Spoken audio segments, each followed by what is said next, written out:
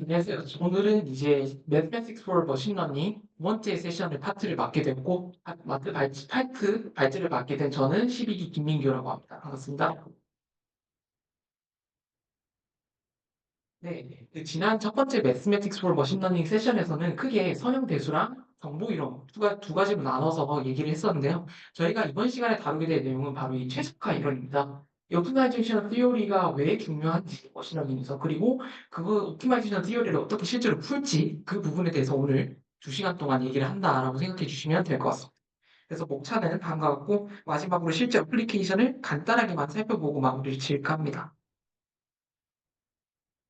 네, 먼저 인트로부터 먼저 살펴보도록 하겠습니다. 인트로로 준비한 부분은 크게 리뷰랑 그 다음에 인트로덕션 파트로 나눠져 있는데요. 먼저 선형대수 파트부터 시작하도록 하겠습니다. 선형대수 파트에 많은 내용이 담겨 있었지만 그 중에서도 좀 핵심적인 부분으로 선정을 했던 첫 번째 부분 같은 경우에는 바로 이 랭크입니다. 이 랭크라고 하면은 임의의 행렬에 대해서 선형 독립인 벡터 집합을 구성할 수 있는 열 벡터의 최대 개수 또는 행 벡터의 최대 개수를 부르게 되는데요. 이렇게 보면 좀 어려우니까 예시를 들어서 설명을 드리면 그 우측 위에 보이시는 그림처럼 x1, x2, x3라는 행렬이 있을 때 이 행렬의 랭크를 알고 싶다라고 하면은 이 1, 2, 3, 4, 5, 6, 5, 7, 9 이 벡터들 중에서 선형 독립인 벡터의 개수를 세주면 됩니다. 그 선형 독립의 정의는 어떠한 하나의 벡터가 다른 벡터들과의 선형 결합으로 표현이 되는지 안 되는지 여부를 따진다고 말씀을 드렸었는데 보시게 되면은 제가 마이크 쓰면서 쓰는 게 좀 불편해서 목소리를 좀 높여서 설명을 해도 괜찮을까요? 뒤에도 혹시 들리시나요? 네, 그러면 이 목소리를 유지해서 네, 들리실까요? 녹음은 요걸로 해서 됩니다. 네. 그러면 이 부분을 해서 진행 그대로 하도록 하겠습니다. x1, x2, x3라는 열 벡터가 3개가 주어져 있을 때 얘를 표현을 해주게 되면은 1, 2, 3, 4, 5, 6 두 개를 더해주게 되면은 x3 벡터가 나오게 됩니다. 즉 1, 4를 더해주면 5가 나오고 2, 5를 더해주면 7, 3, 6을 더해주면 9 이렇게 x3가 x1과 x2의 선형 결합으로 표현이 되기 때문에 여기에서 선형 독립인 벡터의 개수는 2개라고 볼 수 있습니다. 따라서 이 x라는 행렬의 랭크는 결국 2가 되게 됩니다. 이런 경우에는 이 해당 행렬의 랭크가 그 벡터의 개수인 3이 아니라 그보다 작은 2이기 때문에 풀 랭크가 아니다라고 부르게 됩니다. 반대로 랭크가 그 실제 벡터의 개수와 똑같은 경우에는 그것을 풀 랭크라고 부르게 되며 이때는 역행렬이 존재하게 됩니다. 추가로 정망행렬 B n by n 행렬에 대해서 모든 행렬 벡터 또는 열 벡터들이 선형 독립일 경우에는 모든 벡터들이 선형 공간을 만드는 데 도움을 주기 때문에 만들어지는 행 공간 또는 열 공간이 all n 공간이 나오게 됩니다. 이러한 랭크 개념이 왜 중요한지에 대해서 설명을 드리면 회귀 분석의 경우에는 클로즈드 폼 솔루션을 구할 수 있는지 여부를 판단하는 데 사용이 됩니다. 클로즈드 폼 솔루션을 구할 때 뒤에서 제가 다루겠지만 x 트랜스포즈 x의 역행렬을 구하게 되는데 이 역행렬을 구하는 과정에서 x 내부에서 선형 독립이 아닌 경우에는 이 역행렬을 실제로 저희가 계산해서 구할 수가 없습니다. 즉 풀랭크가 아니게 되면은 다중 공선성이라는 부분이 존재를 하게 돼서 역행렬을 활용해서 실제로 계산하는 게 불가한 상태가 나오게 됩니다. 뿐만 아니라 랭크 같은 경우에는 저희가 최적화 문제를 풀 때도 상당히 중요한 조건 중 하나로 작용을 하게 되는데 이 부분은 뒤에서 살펴보는 것으로 하겠습니다. 네, 다음으로는 쿼드라틱 폼입니다. 쿼드라틱 폼 같은 경우에는 행렬 A와 벡터 X에 대해서 X 트랜스포즈 AX를 2차 형식이라고 부릅니다. 얘를 표현을 해주게 되면은 예를 들어서 x1 제곱 플러스 x2 제곱이 있을 때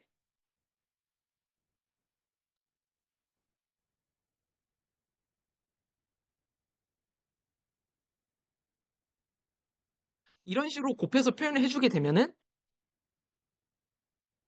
x1 제곱 더하기 x2 제곱이 나오겠다. 이때 이 가운데 나와 있는 행렬을 A로 저희가 보시면 되고요. 이 x1, x2의 경우에 이것을 x 벡터로 보시면 됩니다. 이때 A가 대칭 행렬로 나오게 될 경우에는 정치성, 즉 definiteness를 정의할 수 있다라고 하는데요. 이 definiteness 같은 경우에는 지난 세션에서도 다뤘지만 크게 positive definite 그리고 negative definite 두 종류가 있습니다. positive definite 같은 경우에는 이 2차 형식의 값이 0벡터가 아닌 어떠한 벡터에 대해서도 0보다 큰 값을 가지게 되고 네거티브 데피닛 같은 경우에는 0보다 작은 값을 항상 가지게 됩니다. 추가로 세마이 데피닛이라고 해서 준양정치, 준음정치 같은 경우에는 이 부등호가 등호로 바뀌게 됩니다. 그리고 0벡터도 당연히 포함이 되게 됩니다. 왜냐하면 x가 0벡터일 경우에는 그 값이 항상 0으로 어차피 나올 것이기 때문이죠. 그리고 A가 포지티브 세마이 데피닛, 네거티브 세마이 데피닛도 아닌 경우에는 인데피닛이라고 해서 부정형이라고 부르게 됩니다. 대칭열 A는 항상 직교 대극화가 가능하다는 성질이 있습니다.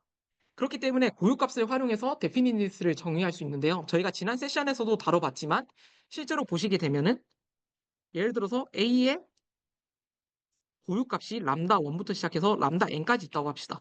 그랬을 때 이 람다의 값들이 0보다 크거나 같으면 0보다 크면은 얘 같은 경우에는 양정치로 부르게 됩니다.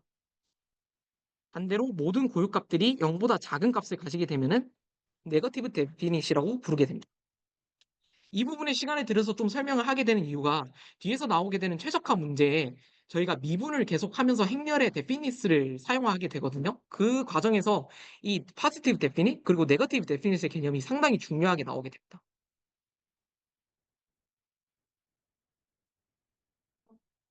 네, 다음 장 같은 경우에는 그 지난 세션에서는 저희가 주로 다루지는 않은 부분인데요. 그 데피니스를 확인할 수 있는 좀 더 간단한 방법이 있습니다. principal minor라는 개념이 나오게 되는데요. 얘를 그냥 간단하게 설명을 드리면 예를 들어서 A라는 행렬이 이런 식으로 표현이 된다고 합시다. 그랬을 때 A의 K번째 프린시플 마이너라고 한다고 돼 있는데 얘는 그냥 식을 보는 게 빠릅니다. A1이라고 하면 예를 들어서 첫 번째 원소, 그러니까 일행, 일렬 부분만 떼와주면 됩니다. 그래서 1이 되고 A2 같은 경우에는 두 번째 행과 두 번째 열까지의 공간 2 곱하기 2까지만 뽑아온다고 생각하시면 됩니다. 그래서 이런 행렬로 표현이 되게 됩니다. 가령 예를 들어서 요게 뭐 A, B, C, D, E 이런 식으로 표현이 돼 있을 때 A3는 1, 2, 2, 1, A, B, C, D, E 이런 식으로 표현이 된다는 얘기입니다. 그냥 몇 행 몇 열까지 끊을 것인가를 그냥 그 오른쪽 밑에다가 작게 표시해 뒀다라고 생각하시면 될 것 같아요. 그래서 얘가 왜 중요하냐라고 하면은 얘를 통해서도 포지티브 데피닛 그리고 네거티브 데피닛을 정의하는 데 사용을 할 수 있습니다. 바로 행렬식을 사용해서인데요. 예를 들어서 저희가 A라는 행렬로 똑같이 얘를 쓴다고 합시다. 그랬을 때 A1의 행렬식의 값은 1이 나오고 A2의 행렬식 값은 얘 곱하기 얘 두 개의 차이를 구하는 거니까 1 곱하기 1 빼기 2 곱하기 2를 해주면 마이너스 3이 나오게 됩니다. 그랬을 때 A1의 값은 1이고 A2의 값은 마이너스 3이 나오기 때문에 이 두 경우 중에 어떠한 경우에도 해당이 되지가 않습니다. 그래서 이러한 경우에 A는 indefinite이라고 부르게 됩니다. 얘를 실제로 그 행렬식을 사용을 해서 고유값을 구하는 방식으로 풀게 되면은 그 고유값으로 나오는 게 람다 1은 1이 나오고 람다 2는 마이너스 1이 나오고 람다 2의 경우에는 3이 나오게 됩니다. 그러니까 부호가 서로 두 개가 다르기 때문에 실제로 저희가 고유값으로 확인해 봤을 때도 인데피니시구나라는 것을 확인할 수 있습니다. 어쨌든 핵심은 그냥 이렇게 부분으로 끊어서 계속 확인을 할 수 있다는 점만 알아두시면 될 것 같습니다.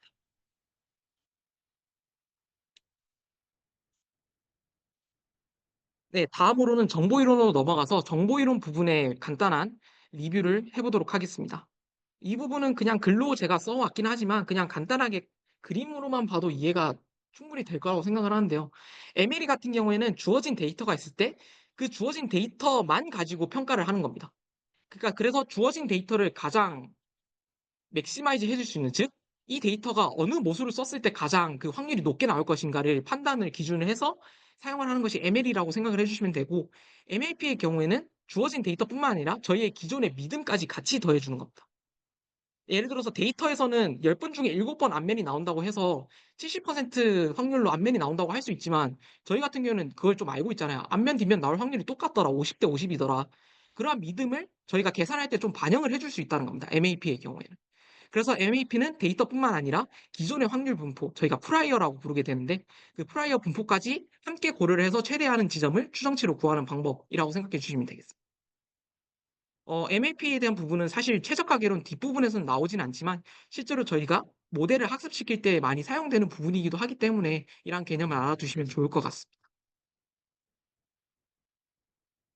그리고 또 하나 나오게 되는 개념이 바로 크로스 엔트로피 개념인데요. 이 크로스 엔트로피 개념을 가지고 온 이유는 그 다른 부분도 있지만 그냥 이게 정의는 그냥 정의다라고 생각하시고 엔트로피 부분을 찾아보시면 되지만 그냥 강조할 부분은 지난번에 제가 확실하게 다뤘는지 안 다뤘는지 기억이 안 나서 이 로그 부분의 밑이 2로 돼 있습니다. 그러니까 저희가 일반적으로 그냥 로그로 쓰면은 로그 10을 많이 생각을 하게 되는데 얘 같은 경우에 또는 뭐 로그의 자연계수 뭐 이렇게 생각을 하게 되는데 이게 아니라 여기에서는 로그 2로 표현이 된다. 그 이유는 저희가 비트로 표현을 하기 때문입니다. 즉 0, 1이라는 두 개의 비트로 표현을 하기 때문에 저 로그의 밑이 2로 나온다라고 생각해 주시면 될 것 같습니다.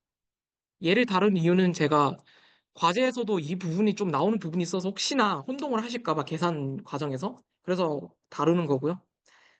크로스 엔트로피의 개념은 사실 이전에 지은님께서 설명을 잘 해주셔서 저 같은 경우는 빠르게 넘어가도록 하겠습니다.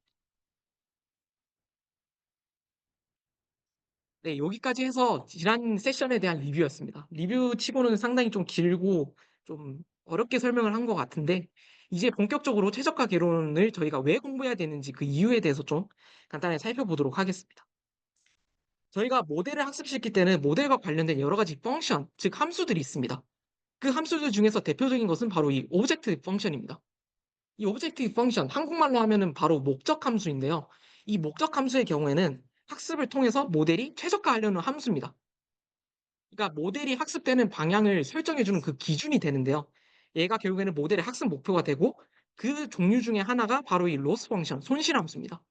손실함수는 주어진 입력에 대해서 실제값과 모델이 예측한 값 사이에 그 오차를 계산하는 함수입니다. 그래서 여기서의 오브젝티브, 즉 목적이라고 한다면 모델은 당연히 이 로스 펑션의 값을 최소화하는 것이 주 목적이겠죠. 그래서 머신러닝 그리고 딥러닝에서 모델은 주어진 데이터를 활용을 해서 모델의 목표값을 최대화 또는 최소화하려는 방향으로 학습을 진행하게 됩니다. 로스 펑션 같은 경우에는 그 손실값이기 때문에 당연히 최소화하려는 방향으로 모델이 학습을 하겠죠. 반대로 보상을 주는 함수를 저희가 설정을 해놨으면 그걸 최대화하려는 방향으로 진행을 할 겁니다. 그러면 저희가 이러한 의문이 들 수 있습니다. 저희가 산 정상에 오르고 있다가 산 밑을 다시 내려가는 상황을 좀 상상을 해봅시다. 저희는 근데 밑이 보이잖아요, 바닥이. 그러니까 산 정상에서 보면은 산 밑 바닥도 보일 텐데 저희는 그 길을 알고 내려가는 게 맞습니다. 근데 모델은 정답이 있는지도 모를 뿐더러 어떻게 내려가는지 그 방법도 모릅니다. 그러면 저희가 이런 의문이 들 수가 있죠.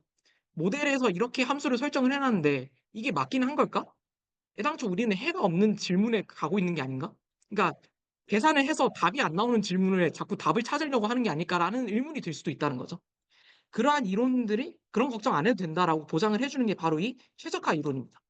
그래서 저희가 최적화 이론에서 해의 존재성 그리고 그 해를 어떻게 찾을 것인지 그 방법론에 대한 얘기를 해볼까 합니다. 네, 여기까지가 서론이었고요. 혹시 서론 부분에서 혹시 질문 있으실까요? 네.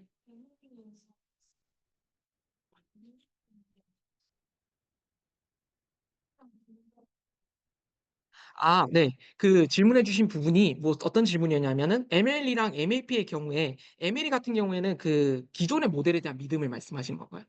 네, 기존에 대한 모델의 믿음을 유니폼, 즉 균등분포로 지정을 하는 것인가에 대해서 전 그런 질문으로 이해를 했었고 데이터 같은 경우에는 그 웨이트에 따라서 사실 가중치가 조금씩 달라질 수 있긴 합니다. 그걸 반영하는 부분에서 그건 당연히 달라질 수 있는 부분이고 이제 ML이랑 MAP 부분에서 제가 다루지 않은 부분의 경우에는 사실 저희가 기존 지식이 없을 수도 있잖아요. 그 해당 데이터에 대해서.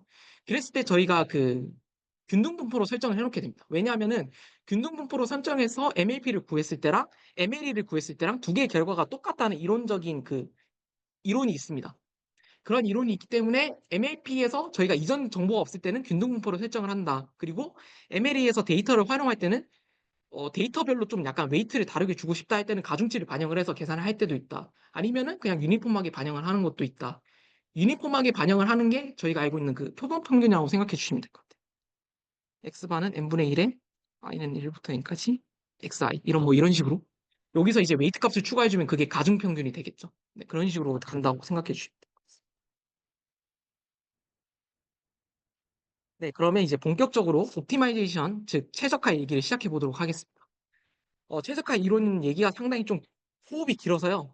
일단은 시작하기 전에 좀 1번의 결론 부분부터 먼저 다루고 다시 돌아오는 방향으로 좀 해보도록 하겠습니다. 예, 우측 상단은 여러분이 최저가 공부하시면 저렇게 되실 것 같아서 넣어놨고요. 최적화 문제는 크게 두 가지로 구성이 됩니다. 하나는 목적 함수, objective function, 그리고 그 목적 함수에 제한을 거는 제약식으로 구성이 되어 있습니다. 제약식이 없을 경우에는 그냥 그 즉시 목적 함수를 미분해서 그때점, 극소점을 찾으면 됩니다. 하지만 제약식이 있을 경우에는 제약식을 당연히 고려를 같이 해줘야 되겠죠. 근데 어떤 방식으로 고려를 해줄 것인가? 그 답이 바로 라그랑지 펑션이라는 어떠한 개념이 있습니다. 지금 당연히 모르는 게 맞고요. 그 라그랑지 펑션을 사용한 알고리즘이 바로 이 KKT 컨디션이라는 부분. 특히나 KKT 컨디션의 경우에는 목적 함수랑 제약식이 컨벡스하다 또는 컨케이브하다라는 조건을 만족할 때 전역 최적해를 보장합니다. 즉 어떠한 한 지점에서만 얘가 극대 극소인 게 아니라 그냥 모든 지점에서 극대임을 보장해 줄 수 있다라는 얘기입니다. 아니면 뭐 다른 방법으로 좀 조건을 완화하든지 아니면은 더 공부를 해서 좀 더 좋은 지식을 가지고 다시 한번 접근해 본다든지 해볼 수 있겠죠. 네, 이런 얘기를 다룰 겁니다. 지금은 뭔 얘기인지 모르는 게 당연하고요. 네, 그래서 저희도 최적화 이론식을 보고 감탄할 수 있도록 한번 처음부터 시작을 해봅시다. 가장 먼저 나오게 되는 개념은 매트릭스 칼큘러스, 즉 행렬의 미분과 관련된 개념이 나오게 됩니다. 가장 먼저 나오게 되는 개념이 바로 이 그레디언트인데요. 그레디언트란 말은 사실 많이 들어보셨을 것 같아요. 흔히 딥러닝에서 사용하는 방법론 중에 하나로 그레디언트 디센트 메서드라는 게 있기도 하고요. 그래서 이 그레디언트의 정의를 이렇게 써놨는데 사실 이렇게 정의를 글로 써놓는 게 더 복잡해 보일 수 있죠. 그래서 예시를 들어서 그냥 설명을 드리도록 하겠습니다.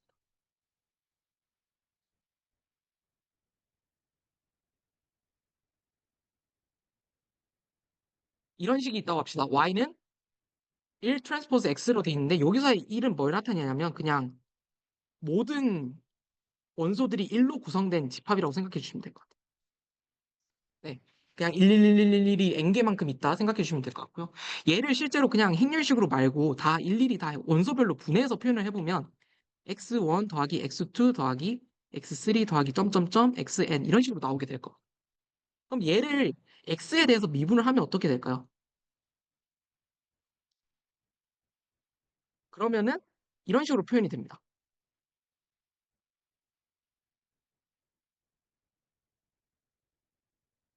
그러니까 즉 x를 구성하고 있는 원소들이 x1, x2, 점점점 해서 xn까지 있을 거잖아요. 그럼 첫 번째 행에 나오게 되는 값은 x1으로 미분했을 때, 두 번째 행에 나오는 값은 x2로 미분했을 때 그 값이 나오게 될 겁니다. 그럼 실제로 해볼까요? 첫 번째 행 같은 경우는 x1으로 이걸 미분을 해줘야 되니까 당연히 1이 나오겠죠? 두 번째 행 같은 경우에도 1이 나오겠죠? 네, 다 1이 나옵니다. 그래서 얘는 아까 정의했던 거랑 마찬가지로 그냥 1벡터가 나오게 돼요. 이게 바로 그레디언트의 정의입니다. 그 그레디언트의 의미를 조금 더 그냥 해석을 해보자면 어떠한 그래프가 있을 때 저희가 그냥 2차원으로 생각을 해볼게요. 이 지점에서의 저희가 기울기라고 하면은 접선을 그어서 이렇게 기울기를 따지잖아요. 얘가 바로 그레디언트입니다. 그래서 그레디언트의 방향과 크기는 어떠한 특정 시점에서 값이 증가하는 그 방향 그리고 그 수치를 나타냅니다. 그냥 이거를 이렇게 써놓은 거고요. 다음으로 넘어가기 전에 행렬이기 때문에 A 같은 경우에는 그래서 ij번째 원소 같은 경우에는 이렇게 A의 ij번째 원소로 미분을 시켜준 거다. 그냥 그 설명입니다. 그냥 벡터를 행렬 차원으로 그냥 확장시켰다라고 생각해 주시면 될 것 같아요. 네. 다음은 해시안 행렬입니다. 해시안 매트릭스인데요. 해시안 행렬은 그레디언트에서 한 발 더 나아간 겁니다. 그러니까 미분을 두 번 한 거죠, 결국에는. 저희가 고등학교 때부터 흔히 다뤘던 F가 있으면 얘가 도함수고 이게 도함수라고 해서 F2' 이런 거를 계산을 하잖아요. 이걸 계산해서 뭐 극대 극소 따지고 이런 식으로 했는데 얘의 행렬 버전이 결국에는 해시안 매트리스 H로 나오게 돼. 그래서 여기서는 어떠한 함수 F가 N차원에서 1차원으로 가고 입력으로 받는 거는 바로 X 벡터입니다. 얘를 입력으로 받았을 때 이기도 함수를 구하면 뭐 이런 식으로 표현이 된다라고 설명이 돼 있어요. 그래서 이 행렬의 ij번째 행렬이 뭘 뜻하는지를 보게 되면은 일단 xi로 먼저 미분을 한번 하고 그 값을 xj로 한 번 더 미분을 한 겁니다. 그냥 행렬 말 그대로 미분을 두 번 한 거다 생각해 주시면 될 것 같아요. 그리고 여기 설명에 해당 행렬은 항상 대칭 행렬이다라고 돼 있는데 먼저 이유부터 알기 전에 그냥 얘가 뭘 뜻하냐면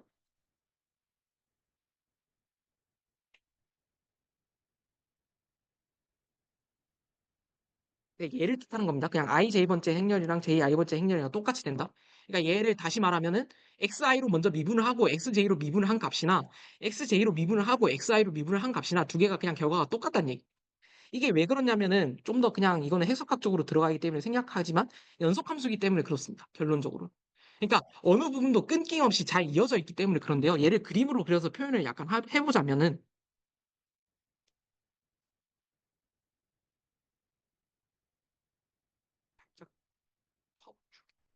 이렇게 그냥 그 3차원의 어떠한 공간이 있고 한 점이 있다고 합시다. 그랬을 때 이쪽 방향에서 오나 이쪽 방향에서 오나 이쪽 방향에서 오나 어느 방향에서 오든 간에 잘 이어져 있다는 얘기예요. 그게 연속의 결국에는 정의로 사용을 하는 거거든요. 그렇기 때문에 이쪽 방향에서 먼저 오고 이쪽 방향을 보는 거나 이쪽 방향을 먼저 보고 이쪽 방향을 보는 거나 방향의 순서와 관계없이 항상 값이 똑같이 나오기 때문에 결국엔 대칭 행렬이다. 그냥 이 정도 선에서 이해해 주시면 될 것 같습니다. 예, 그래서 몇 가지 그 저희가 실제로 그냥 미분하면서 많이 쓰는 표현을 가져와 봤는데요. 얘 같은 경우에는 아까 다뤘던 거죠. 그냥 B가 아까 1 그냥 그 벡터였다고 생각하시면 됩니다. 그래서 얘를 미분하면은 이게 나오고 그냥 외울 때는 트랜스포즈가 떼진다 생각해 주시면 될 것 같고 얘를 X에 대해서 한 번 더 미분을 하면은 당연히 X가 없으니까 0값이 나올 거고요. 얘 같은 경우도 미분하는 게 뭐 원소별로 나눠서 생각해 보는 게 있지만 그냥 복잡해서 지금은 그냥 결과만 보고 넘어가겠습니다.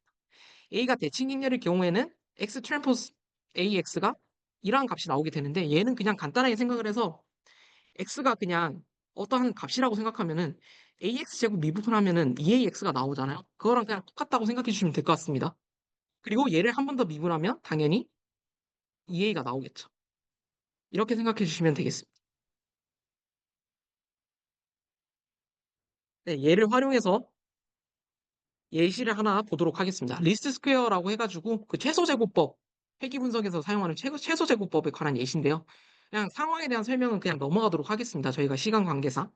여기서 다루는 상황은 AX라는 어떠한 값이 있고 B라는 값이 있을 때 얘를 최대한 비슷하게 만들어주고 싶은 겁니다. 근데 AX가 만들 수 있는 값에 얘가 포함이 안 돼요. 그러니까 B라는 값으로 정확하게 못 만들어요. 그래서 저희가 최대한 가깝게 만들어주는 게 목표입니다. 그럼 그 가깝다의 기준을 어떻게 잡을 것인가를 보면은 바로 이렇게 거리 기준으로 따지게 됩니다. 얘의 정의를 보시면 어떠한 X에 대해서 얘를 norm이라고 표현을 하는데요. 얘의 정의가 X 트랜스포즈 X로 나오게 됩니다. 그냥 원점에서 어떠한 x라는 지점까지의 거리라고 생각해 주시면 될 것 같아요. 그래서 ax랑 b 사이의 거리를 최소화시키겠다라는 게 목표입니다. 0에 가깝게. 그래서 이 정의에 따라서 얘를 표현을 해주면은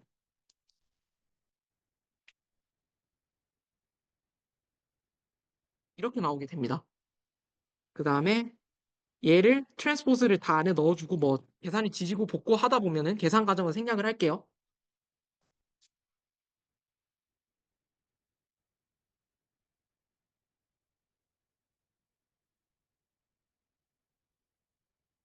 이렇게 나오게 됩니다. 네, 이 값이 나왔을 때 얘를 가장 최소화시켜 줄 수 있는 값이 뭔지를 이제 찾아야 되는데 뒤에서 나올 부분이긴 하지만 지금은 그냥 간단하게 말만 하고 넘어갈게요. 얘가 최소가 되는 지점을 찾으려면은 얘를 x에 대해서 미분을 해주고 걔가 0이 되는 지점을 찾으면 됩니다. 왜 그런지는 의문만 가지시고 뒤에서 제가 답을 해드리겠습니다. 얘를 그래서 미분을 해줘야 되는데 얘를 미분을 어떻게 할 것인가 보게 되면은 A 트랜스포즈 A가 있고 앞에 이렇게 붙어 있잖아요. 그래서 앞에 봤던 것처럼 그냥 이렇게 나올 거고요. 그다음에 이 뒤에 부분 같은 경우에는 x 앞에 얘가 붙어 있으니까 얘를 트랜스포즈 시켜주면은 이렇게 나올 거고요. 마지막 부분에는 x가 없으니까 그냥 날아가겠죠. 그래서 얘를 0으로 놓고 풀어주면은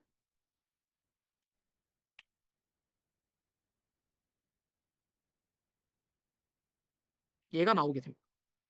야, 결국엔 얘가 저희가 회귀 분석을 할 때 좀 많이 보게 되는 그런 값이 나오게 되고, 제가 추가로 말씀을 드리면 앞서 봤던 뭐 다중공성성 역행렬 계산이 어렵다 하면서 설명을 드렸던 게 A 트랜스포즈 A의 역행렬을 구하기 어렵다 막 이렇게 설명을 드렸잖아요. 이게 여기서 나옵니다. 아무튼 그렇고요. 여기서 보여드리고 싶었던 거는 그냥 행렬 미분을 하는 한 예시가 이렇게 있다. 저희가 실제로 어떤 그 해를 구할 때 행렬 미분을 해서 이런 식으로 구하는 과정이 있다라는 것 정도만 좀 이해를 해주시면 좋을 것 같습니다. 얘 과정 하나하나를 이해하는 거는 사실 뒤에 다음 세션, 목요일 세션에서 좀 더 자세히 보시면 될 것 같습니다.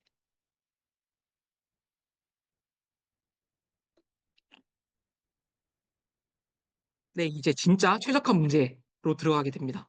준비는 다 끝났습니다. 그래서 최적화 문제에 대한 정의부터 먼저 시작을 하도록 하겠습니다. 최적화 문제라고 하면은 보통 이러한 형식으로 표현이 많이 돼요. 얘가 목적 함수입니다. 저희는 이 목적 함수를 최대화시키거나 최소화시키는 게 저희의 목표입니다. 근데 무작정 최대화나 최소화를 시킬 것이 아니라 x가 어떠한 집합에 속할 때, 즉 어떠한 제약식을 만족하는 x에 대해서만 저희가 계산해 보겠다는 거죠. x가 어느 지점에나 다 있지는 않을 거잖아요. 저희가 x 값으로 만들 수 있는 그 한계가 있을 텐데 그 한계 내에서 최대값과 최소값을 찾는 것이 저희의 최적화 문제의 목적입니다. 이때 문제의 해인 점 x를 맥스 값을 구할 때는 맥시마이저, 미니멈 값을 구할 때는 미니마이저라고 부르며 다음과 같은 조건을 만족시킵니다. 어떠한 점에 대해서도 이 값이 항상 그 값보다 크고 또는 미니마이저일 때는 항상 그 값이 더 작다. 그러니까 이거죠. 어느 점을 가져와도 그 값이 얘가 더 작고 어느 점을 가져와도 이 값이 더 큰 그런 상황을 말하는 겁니다. 그리고 뒤에 보시면은 스트릭트 맥시마이저, 스트릭트 미니마이저 이런 말이 나오게 되는데 스트릭트는 엄격한이라는 뜻이잖아요. 그 단어, 영어 단어 정의처럼 등호가 사라집니다. 그러니까 이러한 상황이 안 생기는. 얘는 예시가 좀 그렇긴 하네요. 얘를 예시로 두면은 이 점에 대해서 얘는 같잖아요, 값이. 이러한 상황이 없다는 얘기입니다. 스트릭트가 되면. 네, 그리고 저희가 뒤에서 해의 존재성과 제가 말씀드렸던 게 해의 존재성과 그걸 어떻게 구할 건지에 대해서 말씀을 드렸는데 해의 존재성 같은 경우는 사실 여기서 다루는 게 딥러닝상의 응용상에서 크게 의미가 없을 뿐더러 사실 그것만 얘기하는데도 상당히 오랜 시간이 걸립니다. 왜냐하면 해석학 얘기가 반드시 들어가야 되거든요. 예를 들어서 뭐 밑에 나와 있는 최적해가 있는지 없는지 여부를 판단할 수 있는 이론인데 얘가 뭐 어떠한 집합이 컴팩트하다, 뭐 어떠한 함수가 컨티뉴어스하다, 그리고 뭐 컨티뉴스의 정의는 어쩌고 저쩌고 제가 이걸 다루고 싶은 생각이 없다는 게 아니라 이걸 다루기에는 너무 시간이 부족하기 때문에 그냥 이런 티오름을 사용해서 해의 존재성을 먼저 판단하고 그다음에 저희가 문제를 푼다라는 것 정도만 인지해 주시면 되겠습니다. 그리고 unconstraint optimization이랑 constraint optimization에 대한 그림을 가볍게 가져와 봤는데요. 제약 조건이 있을 때는 얘가 미니마가 되잖아요. 근데 이쪽 부분으로 그러니까 못 움직인다는 겁니다. 왜냐하면 제약식이 있기 때문에. 너 이쪽 부분으로 못 가라고 저희가 제약을 걸어놨기 때문에 여기서는 오른쪽 방향으로밖에 못 움직이는 상태인 거죠. 근데 반대로 제약식이 없는 조건에서는 얘가 미니마인 지점일 때 이쪽 방향으로 가도 되고 저쪽 방향으로 가도 되고 갑자기 널뛰기 해서 저 방향으로 가도 되고 그러니까 어느 방향으로 가도 상관이 없다는 겁니다. 그게 제약식이 있고 없고의 차이입니다.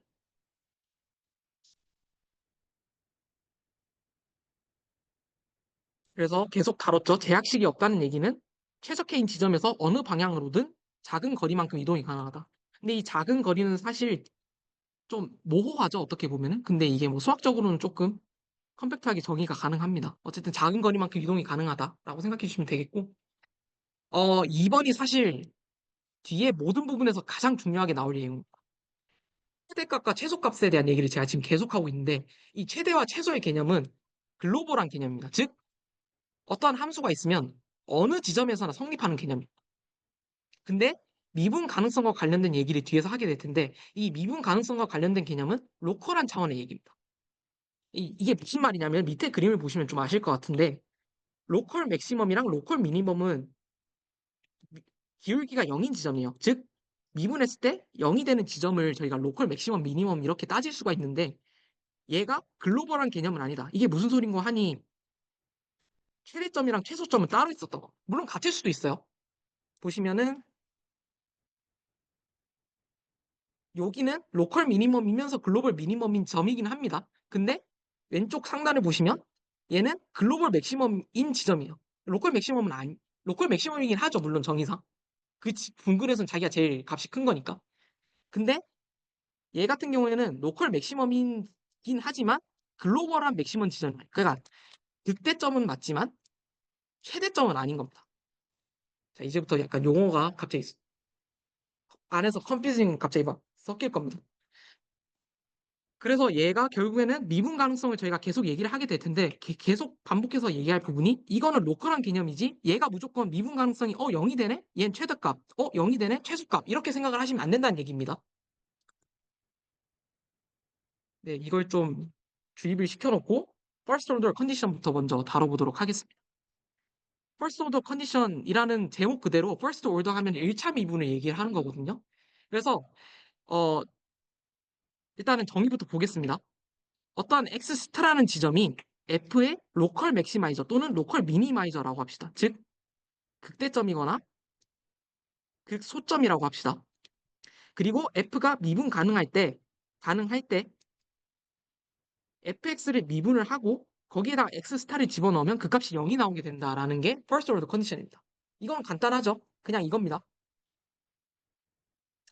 이 지점이 당연히 x 스타겠죠? 여기서는 극대점이니까. 여기서 미분을 해서 기울기를 보면은 그 값이 0이 나오더라. 그 얘기입니다. 그래서 이러한 조건을 만족하는 모든 점 x 스타를 f의 임계점 크리티컬 포인트라고 부릅니다. 여기서 강조하고 싶은 부분은 바로 이 노트 2번인데요. 해당 조건은 필요 충분 조건이 아니다라고 되어 있습니다. 제가 말씀을 드렸지만 로컬 어쩌고 저쩌고고 미분이 가능하면 얘 값이 0이 된다라는 건 맞는데 얘 값이 0이라고 해서 무조건 얘가 로컬 맥시마이저나 로컬 미니마이저인 건 아닙니다. 예를 들면은 얘는 x제곱이죠. x 4제곱일 수도 있습니다. x제곱이기 때문에 이 지점이 로컬 미니마이저인 거를 저희가 알고요. 그랬을 때 미분을 하면은 당연히 그 값이 0이 나옵니다. 근데 반대로 x3제곱에서 이 점이 0이 나옵니다. 그렇다고 해서 x3제곱에서 x는 0이 제가 좀 악필이네요. 로컬 맥시마이저인가 극대점인가 그건 아니죠. 왜냐하면은 x3가 0인 지점에서는 왼쪽은 0보다 작고 오른쪽은 0보다 큰 지점이니까 쟤는 극대도 극소도 아닙니다. 그래서 역은 성립하지 않는다라는 점 알아두시면 좋을 것 같습니다.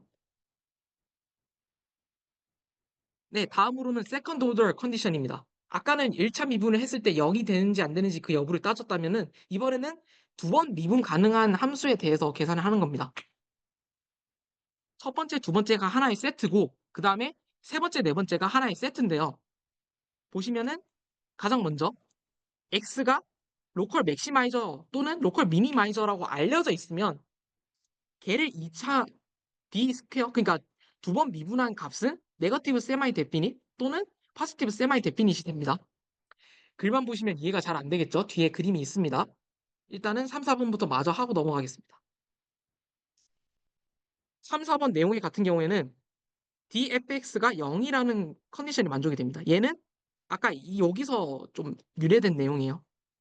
그러니까 임계점이고 x가 임계점이고 걔를 한 번 더 미분해서 거기다가 대입해 봤더니 네거티브 데피닛 또는 포지티브 데피닛이 나왔을 때 그랬을 때 x는 f의 스트릭트 로컬 맥시마이저 그러니까 즉 극대점이든가 극소점이든가 된다라는 얘기입니다.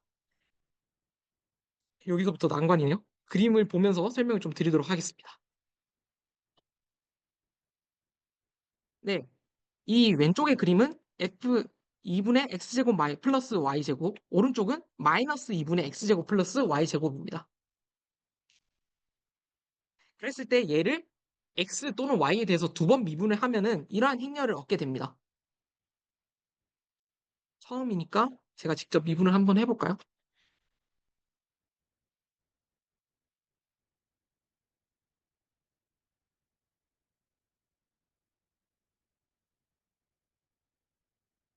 얘를 한번 미분을 하면은 x에 대해서 미분을 하면은 x가 나올 거고 이렇게 나올 겁니다. 얘를 한 번 더 미분을 해주면은 가장 먼저 일행에는 x에 대해서 미분한 값, x를 y에 대해서 미분한 값. 두 번째 행에는 y를 x에 대해서 또 y를 y에 대해서 미분한 값. 이런 식으로 나와서 이렇게 나오게 됩니다.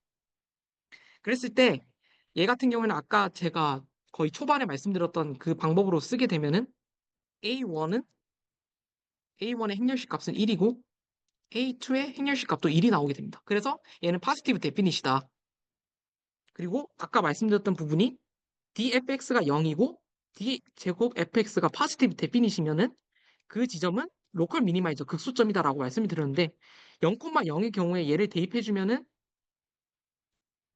0, 0이 나오잖아요. 그리고 xy에다가 0, 0을 넣어주게 되면은 얘 값, 이 행렬이 그대로 나오게 되니까 얘는 결국에 파지티브 데피닛입니다. 그렇기 때문에 이 지점이 이 해당 함수 fxy에서 로컬 미니마이저가 되는 겁니다. 미분했을 때 0 값이 되는 지점, 두 번 미분했을 때 파지티브 데피닛이면은 그 지점은 극소점이다. 네, 극소점이다. 이 얘기입니다. 반대로 부호에 마이너스를 붙여놨기 때문에 전부 다 마이너스가 붙었고 이 행렬의 경우에는 네거티브 데피닛이기 때문에 얘랑 정반대의 케이스죠. 그래서 이 지점은 극대점이 됩니다. 여기까지 이해가 되셨을까요? 감사합니다. 네, 그런 얘기고요. 추가로 노트 부분의 얘기는 그냥 간단하게만 언급만 하고 넘어가도록 하겠습니다. 그 1, 2번의 경우에는 로컬 맥시마이저고 미니마이저면은 세마이 데피니신 건 맞는데 그냥 데피니신 건 아닌 겁니다. 그러니까 세마이 데피니시면 등호가 들어가고 데피니시면 부호가 안 들어가잖아요. 아, 물론 부호가 잘못된. 어쨌든 등호를 없앨 수는 없다라는 얘기입니다. 등호는 무조건 살아 있어야 된다는 얘기. 첫 번째 두 개의 조건에서. 다음 두 개의 조건은 로컬 옵티마이저에 대한 조건을 만족하죠. 왜냐하면 극대점 극소점을 찾을 수 있다는 얘기니까. 근데 데피니실 때만 그걸 분명히 찾을 수 있는 거지 세마이 데피니실 때는 찾을 수 없다는 얘기입니다. 무조건 데피니셔야 된다는 얘기예요. 얘에 대한 예시가 뒤에 없네요. 일단은 해보도록 하겠습니다. 행렬로 좀 보면은 좀 복잡할 것 같아서 그래서 그냥 저희가 일반적으로 알고 있는 그냥 그 3참수식을 한번 가져와 봤습니다.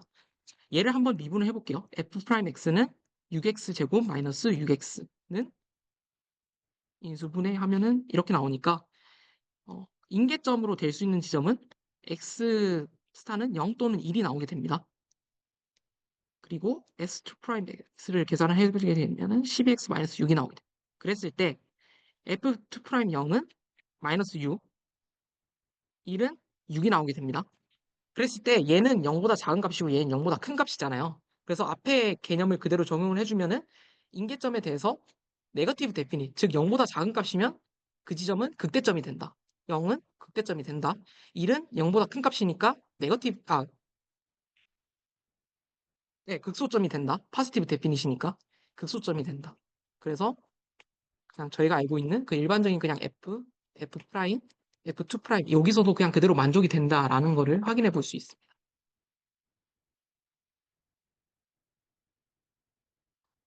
그 다음에 쉽지 않...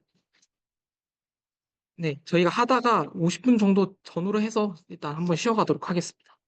저희가 이전까지 다뤘던 내용들은 최적화 문제에서 제약 조건이 따로 없을 때에 관한 얘기였습니다. 그냥 일반적으로 그냥 함수가 있으면 그냥 미분 한 번 하든 두 번 하든 하면은 어떠한 성질이 나온다는 얘기입니다. 근데 이제부터 다루게 될 얘기는 어떠한 제약 조건이 있을 때의 얘기입니다. 총 세 가지 경우로 나눠서 제가 좀 설명을 드릴 텐데 첫 번째 경우는 등호 제약식이 있을 때, 두 번째는 부등호 제약식이 있을 때, 세 번째는 등호도 있고 부등호도 있을 때의 세 가지 경우로 나눠서 좀 설명을 드릴 겁니다. 예를 들어서 얘가 목적 함수고 gx라는 게 어떠한 새로운 평면이 있을 때 얘가 제약 조건일 때 만약에 gx가 무조건 0이 돼야 된다라는 제약 조건이 걸려 있으면 이 직선 내에서만 저희가 판단을 해야 되는 겁니다. 왜냐하면 gx가 0이라고 했기 때문에 뭐 아니면 gx가 0보다 큰 지점이라고 하면은 얘보다 큰 값들에 대해서만 뭐 어쩌고저쩌고 따지면 됩니다. 이건 좀 약간 비약적인 설명이긴 한데 그냥 이해를 위해서 가져온 거 제가 그냥 설명을 드렸다 생각해 주시면 될 것 같아요.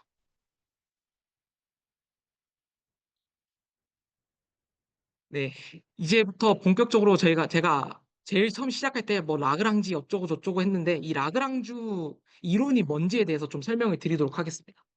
제 생각에는 라그랑지 이론을 일단 먼저 한번 얘기를 하고 좀 쉬었다가 다시 요 부분부터 시작하면 될 것 같습니다. 네, 라그랑지 이론 바로 보도록 하겠습니다. 자, 가장 먼저 일단 등호 제약식이 있는 최적화 문제입니다. 등호 제약식이 있을 때는 그 제약식을 gx 이꼴 0이라고 표현을 하게 됩니다. 일단 이러한 최적화 문제에서 제약식의 개수를 k라고 한다고 했습니다. 이 제약식의 개수가 k라는 의미는 g1x가 있고 g2x가 있고 점점점 해서 총 제약식이 k개만큼 있다는 얘기입니다.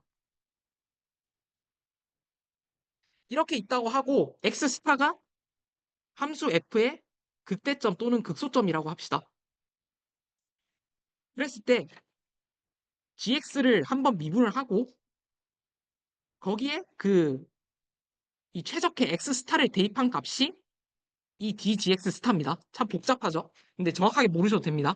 해당 식의 랭크가 제약식의 개수랑 똑같아지면은 어떠한 특정한 조건을 만족하면은 어떠한 람다가 존재를 한다고 되어 있습니다. 그 람다가 어떤 조건을 만족시키는데라고 하면은 이러한 식을 만족을 시킵니다. 얘가 무슨 뜻이냐면은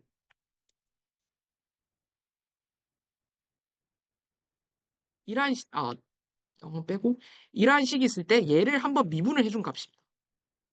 얘를 x에 대해서 미분하면은 dfx가 나오고 얘를 한번 미분을 해주면 dgx가 나옵니다. 그러니까 한번 미분을 해준 값에다가 대입을 했던 0이 나온다라는 얘기인데 얘가 앞에서 본 어떤 부분이랑 좀 비슷하냐면 first order 컨디션이랑 내용이 비슷해요. 그러니까 first order 컨디션에서는 저희가 제약 조건이 따로 없었잖아요. gx에 대한 얘기가 없었으니까 그냥 fx만 미분해서 0이 되는 지점을 판단했는데 그럼 gx가 있을 때는 어떻게 할 거냐? 그럼 얘도 넣어주면 돼 라는 게 이 해당 시오림의 대답입니다.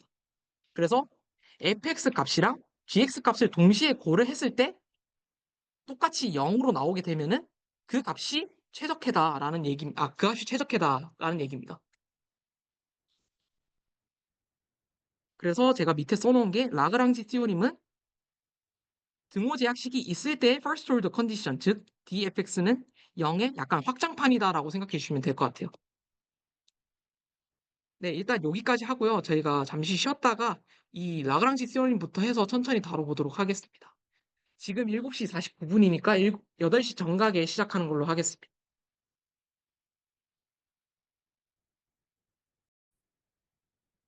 네, 다시 그럼 시작하도록 하겠습니다. 저희가 앞서 봤던 내용을 다시 한번 좀 이해를 돕기 위해서 문제 정의를 조금 더 확실하게 하고 정확하게 하고 넘어가도록 하겠습니다. 제가 등호 제약식이 있는 문제, 그리고 부등호 제약식이 있는 문제, 그리고 혼합 제약식이 있는 문제를 나눠서 설명을 드렸는데요. 그림을 좀 보면서 이해하면 조금 더 빠를 것 같아요. 보시면은 등호 제약식이 있는 문제는 얘를 G라고 했을 때 이 직선 위에 놓여져 있어야 된다는 얘기입니다. 왜냐하면 얘가 GX는 0을 나타내는 그림이니까 이 점 위에 있는 점들에 대해서만 함수값을 계산을 한다라고 생각해 주시면 될 것 같고 부등호 제약식이 있는 경우에는 얘가 뭐 G1, G2, G3, G4 이렇게 4개의 제약식이 있을 때 뭐 0보다 크다라는 조건이든 뭐 0보다 작다는 조건이든 걸었을 때 이 안에 내부의 부분에 해당되는 모든 점이면 됩니다. 당연히 직선도 등호가 포함이 되어 있으면 당연히 포함이 되겠죠. 이런 식으로 이 내부의 지점에 대해서만 함수값을 평가하자는 얘기입니다. 그리고 마지막으로 혼합 제약식 문제 같은 경우에는 그림 표현이 잘못됐네요.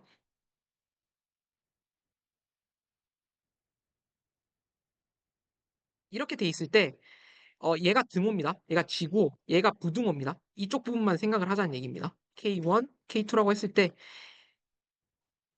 그림을 그리니까 더 복잡하네. 잠시만요. 이 모든 직선의 부분을 고려하자는 게 아니라 이 부분만 고려를 하자는 겁니다. 왜냐하면 저희가 이 영역을 설정해 놨기 때문에 부등호로 이 부분만 보자고 설정을 해놓고 그 안에서 등호인 부분만 보자는 거니까 이 부분만 포함이 되는 겁니다. 설명이 더 도움이 되셨을지 모르겠지만 네, 일단 가져와 봤고요. 그리고 그 중간에 제가 받았던 질문 중에 하나로 네, 그 X라는 그 표현이 좀 계속해서 반복해서 나오다 보니까 얘가 좀 혼동이 있을 것 같더라고요. 그래서 저희가 컨벡스 펑션을 뒤에서 보게 될 텐데 거기서 나오는 X는 그냥 저희가 명시적으로 얘기를 하지 않지만 그냥 모든 범위라고 생각하시면 될 것 같아요. 그러니까 가령 뭐 마이너스 무한대부터 무한대까지 이런 모든 범위를 포함하는 부분이라고 생각해 주시면 될 것 같고 최적화 문제에서의 x는 특정한 해라고 생각해 주시면 될 것 같아요. 한 지점. 예를 들어서 x는 뭐 0,1 이런 한 지점에 대한 얘기를 좀 한다고 생각해 주시면 될 것 같아요. 그래서 얘가 혼동이 가는 이유가 왜 그랬냐면 앞에서 그 세컨드 온도 컨디션이 얘기를 할 때 여기서 뭐 x가 0이고 얘가 네거티브 데피닛이다라 얘기할 때 이 네거티브 데피닛이랑 저희가 앞에서 봤던 그냥 어떤 함수를 미분했을 때 네거티브 데피닛이 된다 이 부분이랑 좀 약간 컨벡스 펑션이랑 좀 헷갈리시는 분들이 계셔가지고 네, 그런 부분에 대해서 좀 한번 얘기를 해봤고요. 얘기를 해서 더 혼동이 갈지는 모르겠지만 어쨌든 확실한 거는 얘랑 얘는 좀 다른 얘기다. 그리고 앞으로 할 얘기는 최적화 문제에서의 어떠한 특정한 지점에 관련된 얘기를 좀 할 거다. 이렇게 생각해 주시면 되겠습니다. 네, 그래서 라그랑지 시오림을 다시 한번 더 보도록 하겠습니다. 라그랑지 시오림은 등호 제약식이 있는 최적화 문제에 대한 얘기입니다. gx는 0일 때라는 조건이 붙었을 때에 관한 얘기입니다. 그 제약식의 개수가 k가 있습니다. g1부터 시작해서 gk까지의 조건이 다 달려 있는 겁니다. 그랬을 때 x 스타가 그 함수에서의 로컬 맥시마이저 또는 미니마이저라고 하면은 저희가 앞서 봤던 것처럼 제약 조건이 없었을 때는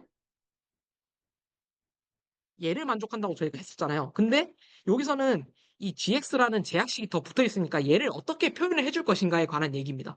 그래서 얘를 표현해주는 방법은 앞에 람다라는 추가적인 값을 붙여서 두 개를 같이 더해주는 방식으로 저희는 표현을 하겠다는 겁니다. 그래서 dfx가 0이 아니라 dfx에다가 dgx를 더할 건데 똑같이 더할 수는 없으니까 앞에 가중치를 좀 부여하자. 그 가중치가 람다라고 생각해 주시면 되겠습니다.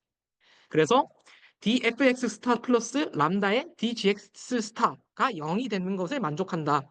얘가 라그랑지 시오림의 정의입니다.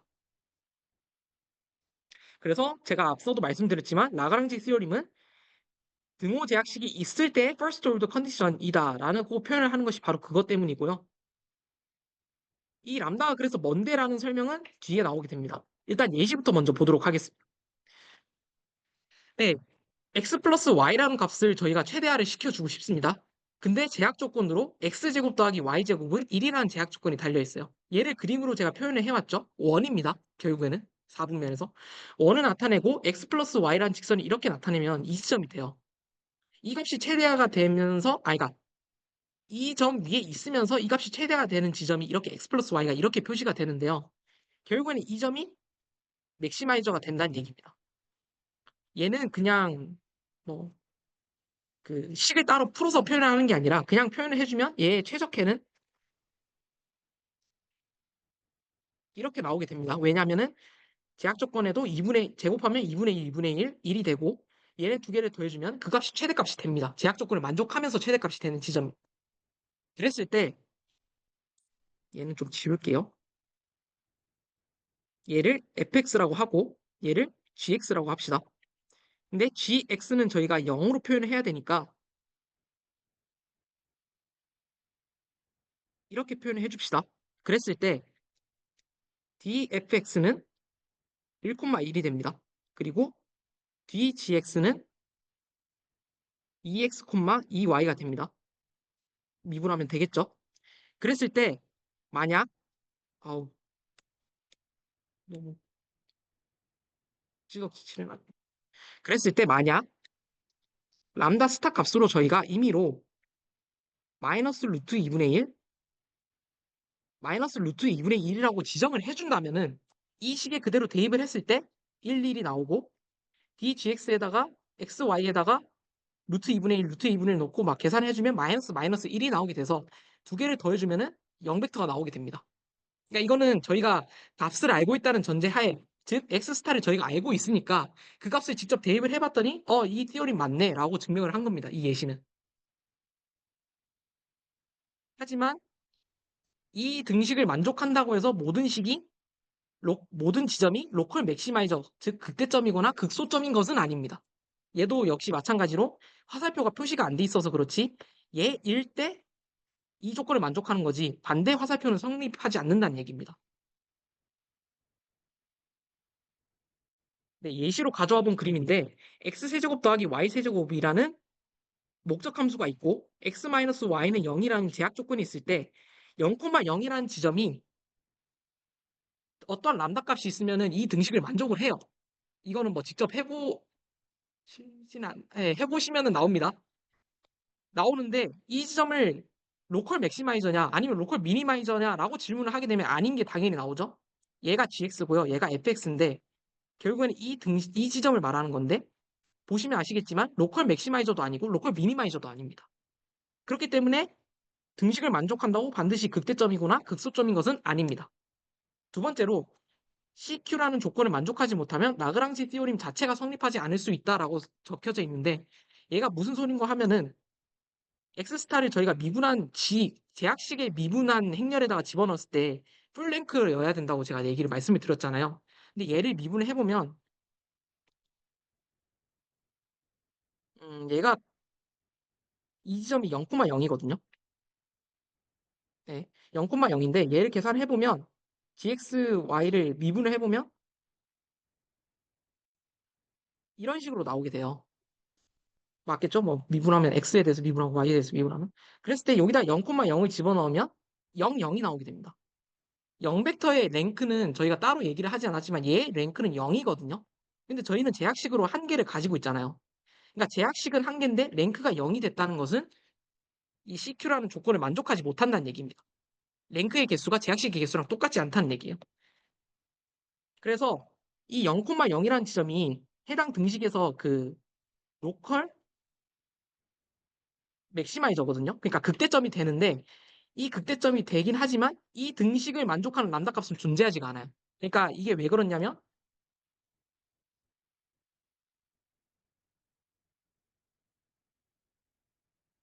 예, 아까 말씀드린 것처럼 0,0이 F의 로컬 맥시마이저는 맞는데 이 조건이 만족이 안 되잖아요. 그러니까 즉 CQ가 만족이 안 되기 때문에 이 람다 스타 값도 존재하지 않는다는 얘기예요. 그렇기 때문에 CQ라는 조건도 반드시 체크를 해야 된다. 근데 뭐 저희가 실제 상황에서 체크하는 경우는 그렇게 많지는 않아요. 왜냐하면 어느 정도 보장이 돼 있다는 가정하에 이걸 전개를 하기 때문에. 그래서 그냥 마이너한 부분이다. 이해를 못 하셨다면 그냥 그대로 넘어가셔도 됩니다. 네, 다음으로 좀 살펴볼 부분은 이 람다 값이 뭘 뜻하는지에 대한 얘기입니다. 이 람다 값을 라그랑주 멀티플라이어라고 부르게 되는데 이 라그랑주 멀티플라이어는 용어를 기억하기보다 얘가 뭘 뜻하는지를 좀 생각해 보는 게 좋을 것 같아요. 이 그림도 있는데 그냥 제가 직접 그림을 그려서 좀 얘기를 하겠습니다.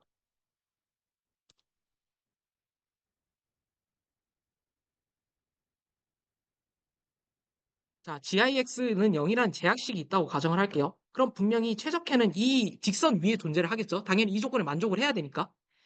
그랬을 때 저희가 얘를 Y축으로 평행 이동을 한다고 가정을 해봅시다. 무슨 얘기가 하면은 GIX는 C라고 가정을 해볼게요. 약간 제약식의 조건을 바꾼 거예요. 0이 될 게 아니라 C가 되면 어떻게 될까? 그럼 값이 어떻게 바뀔까에 대한 얘기를 할게요. 그러면은 X스타 값도 당연히 위로 옮겨가겠죠? 직선을 따라가야 되니까. 그래서 이 지점의 값은 X스타 C가 됩니다. 그랬을 때 이 람다가 뭘 나타내냐면 제약식의 값을 미세완화, 즉 약간 조정을 해줬을 때 목적 함수의 값이 얼마나 변하는지를 측정하는 겁니다. 약간 그레디언트의 개념이라고 생각해 주시면 될 것 같아요. 해당 제약식을 조금 움직였을 때 목적 함수의 값이 동시에 얼만큼 변하는지를 얘기하는 척도라고 생각해 주시면 될 것 같아요. 그래서 해당 제약식이 기울기가 커지면은 변하는 양이 그렇게 뭐 많지가 않더라. 내지는 얘는 기울기가 작아서 뭐 변하면 엄청 많이 변하더라. 평행 이동을 시켜주면. 그런 것처럼 람다 값이 결국에는 이 제약식이 목적 함수 값에 미치는 영향력이 얼마나 되는가에 대해서 그걸 좀 얘기를 해주는 변수라고 생각해 주시면 될 것 같아요. 그래서 뭐 옳은 설명은 아닙니다만 100% 옳은 설명은 아닙니다만 람다 원값이 1이고 람다 2값이 3이면은 얘가 조금 더 목적 함수에 좀 민감하게 반응을 하는구나. 얘 값을 좀 변화시키면. 그런 척도라고 조금 이해를 해주시는 게 좀 편할 거예요. 이 밑에 부분은 제가 그냥 그림으로 설명한 부분입니다. 네, 여기까지 해서 라그랑지 티오림, 즉 first order condition에 대한 얘기를 했고요. 1차 미분에 관한 그 정리가 있다면 당연히 세컨드 order에 대한 얘기도 있겠죠. 세컨드 order를 보시면 아시겠지만 내용이 좀 범상치 않습니다. 그렇지만 얘기는 막상 얘기를 해보면은 그냥 앞에서 봤던 그 세컨드 order 컨디션이랑 생긴 건 똑같아요. 그러니까 Z라는 것을 임의로 저희가 정의를 해줬고요. 얘가 무슨 의미를 하는지는 일단 생각하도록 하겠습니다. 그냥 Z라는 범위를 임의로 지정을 해줬을 때, 그리고 함수를 한 번 더 미분을 해줬을 때, 얘를 만족을 시키면은 X스타가 로컬 맥시마이저거나 미니마이저, 극대점이거나 극소점이면은 그 저희가 아까 그 이전에 정의했던 그 쿼드라틱 폼 2차 형식 정의 있죠? 얘가 0보다 작다. 그러니까 얘는 결국엔 뭔 소리냐면 네거티브 세마이 데피닛이다. 얘는 포지티브 세마이 데피닛이다. 이 용어는 당연히 너무 앞으로 갔네요. 너무 길. 네, 여기서 봤던 얘기랑 똑같습니다. 믹시마이저면은 네거티브 세마이 데피닛이다. 미니마이저면은 포지티브 세마이 데피닛이다. 이 얘기랑 똑같은 겁니다. 결국에는 그냥 정의가 제약식이 들어가서 살짝 복잡해졌다 뿐이지 똑같은 얘기를 하는 거예요. 뒤에 이게 추가됐기 때문에 정의를 조금 다르게 해준 것 뿐입니다. 밑에도 똑같아요. 0보다 작다. 얘는 결국에는 네거티브 데피닛이죠. 줄여서 쓸게요. 0보다 크다? 포지티브 데피닛이죠. 그랬을 때 그걸 만족하면은 X스타가 로컬 맥시마이저, 로컬 미니마이저다라고 생각을 해주시면 되겠습니다. 근데 여기서 뭐 관찰을 하신 분들 아실 분들도 있으시겠지만 이렇게 이거에 대한 조건만 나와 있으면 조금 약간 허전하죠. 왜냐하면은 앞에 세컨드 오더 컨디션에서는 임계점이라는 조건이 앞에 붙어 있었어요. 그럼 얘는 어디 있느냐? 이미 위에 붙어 있습니다. 라그랑지 티오림을 만족하는 X스타랑 람다스타의 대라고 저희가 앞에서 진술을 해놔서 first order 컨디션에 대한 얘기가 3, 4번에 없는 겁니다. 네, 세컨드 오더 컨디션에 대한 얘기는 간단하게 여기까지만 하고 라그랑지 메서드, 실제로 그래서 이 라그랑지 함수에 대한 성질을 알았으니까 얘를 이제 어떻게 써먹을 것인지에 대한 얘기를 좀 해야 됩니다. 라그랑지 메서드를 사용할 수 있는 조건은 크게 두 가지입니다. 이 해당 문제에서 글로벌, 그러니까 최대 최소점이 존재한다고 이미 알려져 있는 상황이어야 됩니다. 그러니까 저희가 해가 있는 문제에 접근한다는 걸 알고 있어야 되고, 그 다음에 CQ, 제약식의 개수가 랭크랑 똑같아야 된다. 이 조건을 만족한다고 하자. 그러면은 다음과 같은 과정을 거쳐서 최적회를 계산할 수 있다라고 되어 있습니다. 가장 먼저 라그랑지 펑션을 정의합니다. 라그랑지 펑션의 정의는 다음과 같습니다. L로 표시를 하고요. 흔히 fx 더하기 람다 i gix. gix는 아까 봤던 그 제약식에 관한 얘기입니다. 이렇게 람다라는 앞에 가중치를 붙여서 목적 함수랑 동시에 고려를 한다. 그리고 얘를 한번 미분했을 때 0이 되도록 하는 그 방정식을 풀어서 인계점을 구하게 됩니다. 인계점을 구할 때는 x에 대해서도 미분을 하고요. 람다에 대해서도 미분을 합니다.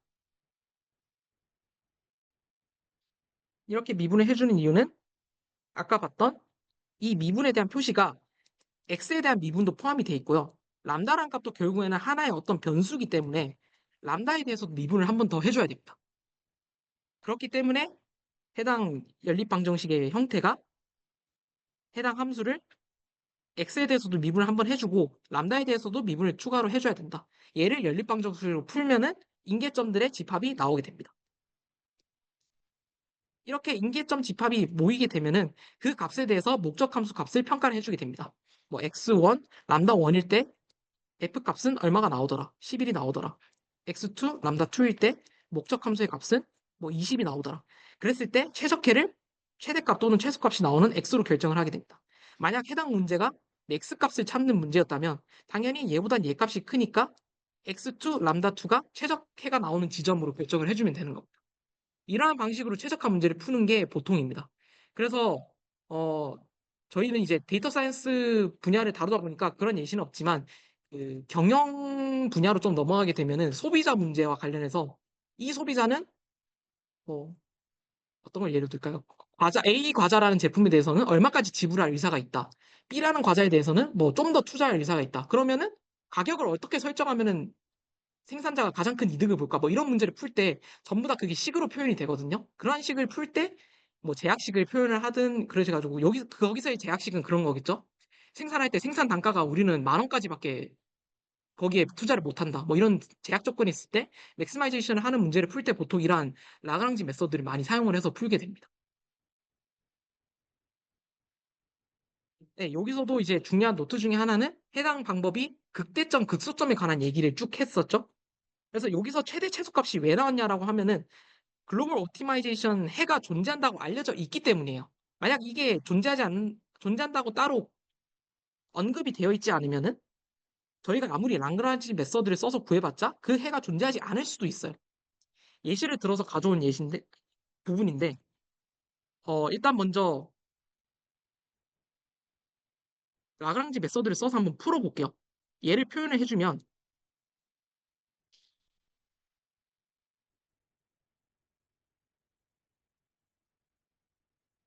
이렇게 표현이 됩니다. 그랬을 때 라그랑지 메서드를 쓴다는 거는 저희가 얘를 미분을 해준다고 했잖아요. 얘를 미분을 해준 방식으로 연립방정식을 설정을 해주면 먼저 x에 대해서 미분을 하면은 x제곱 플러스 2 플러스 람다는 0.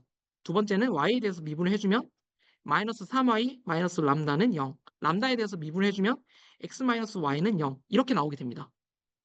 얘를 풀어주게 되면은 값으로 두 개가 나오게 돼요.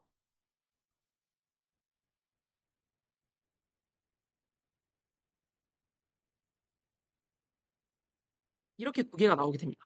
근데 실제로 이제 람다는 저희가 임의로 설정한 값이기 때문에 사실상 필요가 없고요. 결국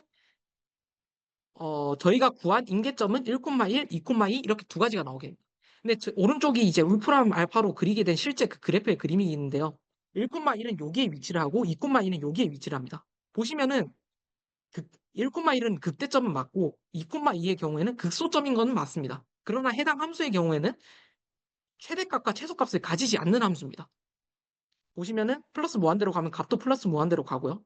마이너스 무한대로 가면은 값도 마이너스 무한대로 가는 것을 확인하실 수 있어요. 따라서 해당 함수에 극대점, 극소점은 존재를 하나 최저점, 최소점은 존재하지 않을 수 있다. 라는 예시를 드리기 위해서 가져와 봤습니다.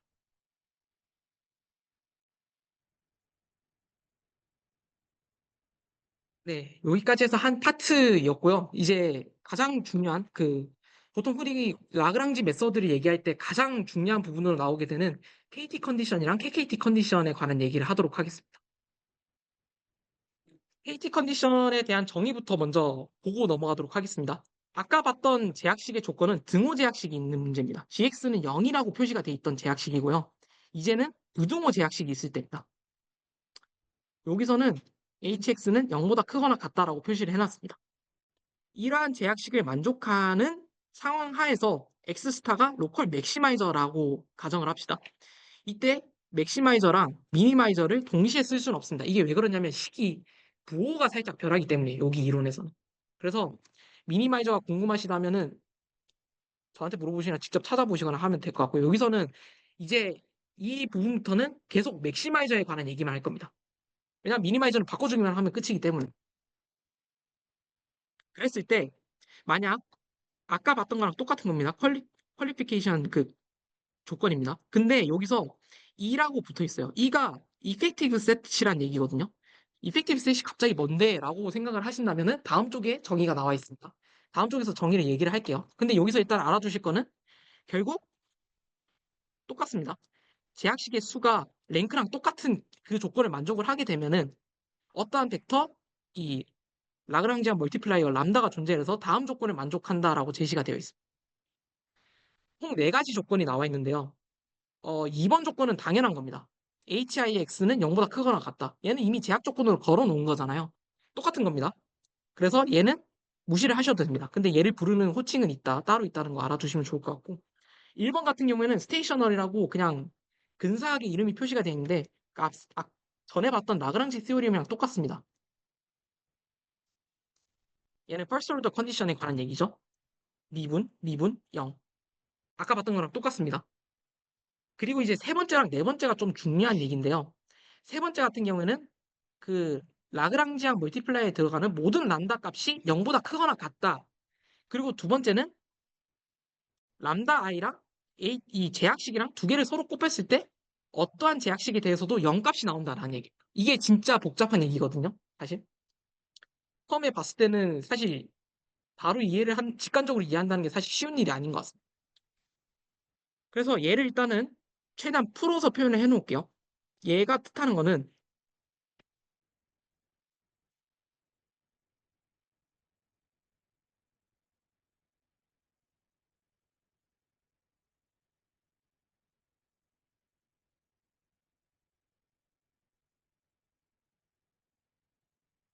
람다 값 자체가 0이거나 아니면 제약식 값이 0이거나 둘 중에 한 케이스에 해당된다는 걸 뜻합니다. 얘가 무슨 말인지를 이제부터 설명을 드리도록 하겠습니다.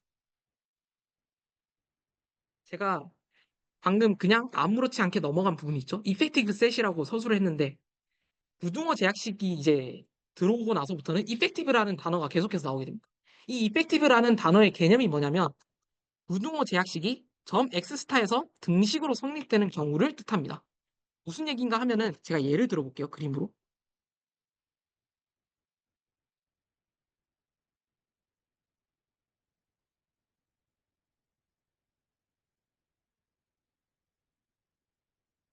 이렇게 표시가 돼 있다고 합시다. 그리고 제약 조건이 이렇게 걸어져 있다고 가정을 해볼게요. 이 지점 내부에만 존재할 수 있습니다. 그리고 모두 다 등호가 포함되어 있고요. 그랬을 때 저희가 어떠한 특정 값을 계산해서 최대가 되는 지점이 여기라고 가정을 해봅시다. 그랬을 때 H1에 대한 경계선은 여기 있고 H4에 대한 경계선은 여기 있잖아요. 그런데 이 해당 지점은 그 선 위에 존재하지는 않습니다. 그러니까 등호로 성립하지는 않는다는 얘기예요. 그래서 얘를 X라고 하면은 H1X는 0보다 큰 지점입니다.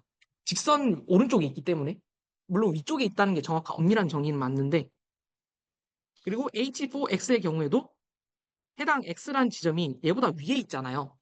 그래서 이렇게 성립됩니다. 얘들 둘 같은 경우에는 인이펙티브한 상황이라고 부릅니다. 그러니까 효과적이지 않다는 얘기예요. 왜 효과적이지 않은지는 밑에 나와 있습니다. 반대로 H2랑 H3의 같은 경우에는 X라는 점이 그 직선 위에 존재를 하잖아요. 그렇기 때문에 H2X는 0이고 H3X는 0입니다. 이 두 지점을 저희는 이펙티브 하다고 부릅니다. 근데 이 두 개의 폼을 사실 부등호라고 제가 계속 강조를 해서 그렇지 사실 얘만 놓고 보면은 이펙티브한 식은 결국에는 등호 제약식이 되는 거거든요. 이게 무슨 얘기인가 하면은 인이펙티브 한 거는 부등호로 그대로 가는 게 맞습니다. 근데 X라는 지점이 예를 들어서 H2랑 H3 직선 위에 있으면 얘는 그냥 등호 제약식의 기능이랑 똑같이 한다는 얘기예요. 아마 부등호가 있어봤자 저희는 부등호 신경 안 쓰고 등호만 신경 쓰겠다는 겁니다. 얘가 왜 중요하냐면 아까 저희가 이펙티브한 제약식의 수가 랭크랑 같다라고 했잖아요. 근데 위로 올라가서 라그랑지 메서드를 보면은 랭크의 개수가 제약식이랑 같다고 했잖아요. 근데 여기서의 제약식은 등호 제약식을 얘기했던 거잖아요. 그래서 밑에서 이펙티브한 제약식의 수가 랭크랑 같다고 얘기를 한 게 결국에는 등호로 성립하는 제약식의 수랑 랭크랑 같다는 얘기를 하는 거랑 똑같습니다. 그러니까 등호 제약식에서 얘기했던 거랑 그냥 똑같다라고 생각해 주시면 될 것 같아요. 이 부분이 이해가 잘 안 되시겠죠? 처음에는? 네, 조금 이해가 안 될 수도 있습니다. 근데 핵심은 부등호를 처음부터 다루기는 너무 어려워요. 그래서 부등호를 최대한 등호로 만들어 보자는 노력에서 온 겁니다, 이게. 부등호로 남아있는 건 어쩔 수가 없는데 부등호에서 등호로 바꿀 수 있으면 그 등호 가지고 라그랑지 메소드를 쓰면 되는 거 아닌가라는 아이디어에서 온 겁니다. 그리고 이렇게 등호로 바꿨을 때 좋은 이유가 바로 이 complementary slackness를 해석하는 데 좀 도움이 됩니다. 예를 한번 살펴볼게요. 제가 앞서 말씀드렸던 것처럼 이 식이 성립하려면 람다 값이 0이든가 아니면 제약식 값이 0이 되든가 해야 됩니다. 최적의 지점에서. 두 가지 경우로 그래서 나눠서 볼 수 있는데 첫 번째는 HIX가 0보다 큰 경우입니다. 인이펙티브한 제약식이 조건일 때. 그때는 HIX가 0보다 큰 값을 가지기 때문에 람다의 값이 무조건 0이 돼야 된다는 얘기입니다. 얘를 좀 해석을 해볼게요. 계속 이 그림을 계속 반복해서 그린 이유가 얘가 제일 설명하기 편합니다. 자, 여기서 H1을 살펴볼게요. H1은 X라는 해에 대해서 인이펙티브한 상태입니다. 등호로 성립을 안 하고 있죠. 그때 H1을 저희가 평행이동을 시킨다고 해봅시다. 이렇게. 자, 제약식이 왼쪽에서 오른쪽으로 갔습니다. 최적해가 변했나요? 최적해는 그대로 있습니다. 이 말이 무슨 말인가 하면은 제약식이 아무리 조금 더 제약을 걸어봤자 이미 느슨한 상태였기 때문에 얘를 아무리 왼쪽으로 옮기든 오른쪽으로 옮기든 조금이라도 조금 옮겨봤자 이 해를 변화시키는데 영향을 주지 못한다는 얘기입니다. 그래서 이 람다 값이 0이 나온다는 얘기예요. 제가 아까 등호 제약식에서 말씀을 드렸는데 이 람다라는 값이 결국에는 목적 함수 값에 얼만큼 영향을 주는가? 누가? 제약식이. 그러니까 결국에는 제약식이 목적 함수에 얼만큼 영향을 주는가에 대한 얘기인데 그 값이 0이란 얘기는 얘를 아무리 조금 옮겨봤자 최적화에 영향을 주지 못하기 때문에 결국에는 람다 값이 0이 될 수밖에 없다는 얘기입니다.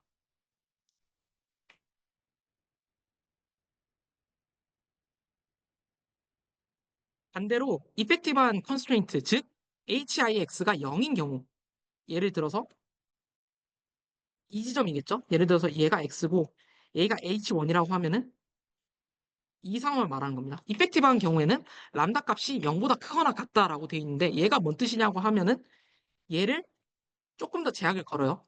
그러면은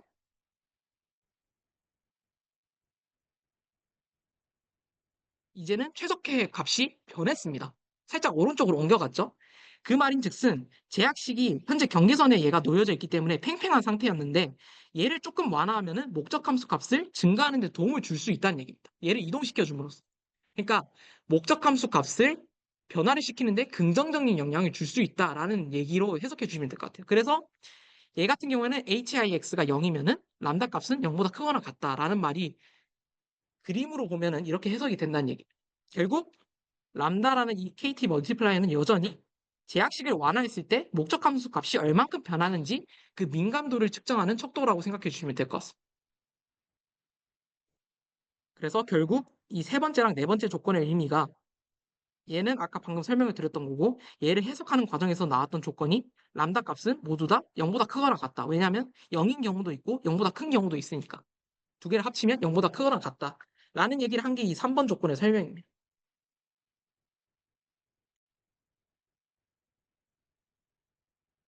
네, 그래서 강조를 했던 부분은 결국 부등호 제약식이 있는 최적화 문제도 등호 제약식에서의 조건 중 하나일 뿐이다. 그래서 결국 등호 제약식에서 저희가 라그랑지 메소드를 썼잖아요.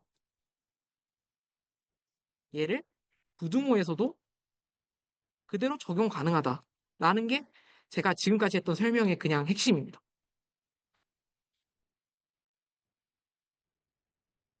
네, 그래서 라그랑지 메소드를 보는 방법인데요. 어, 이 부분 첫 번째 부분이랑 두 번째 부분은 똑같습니다.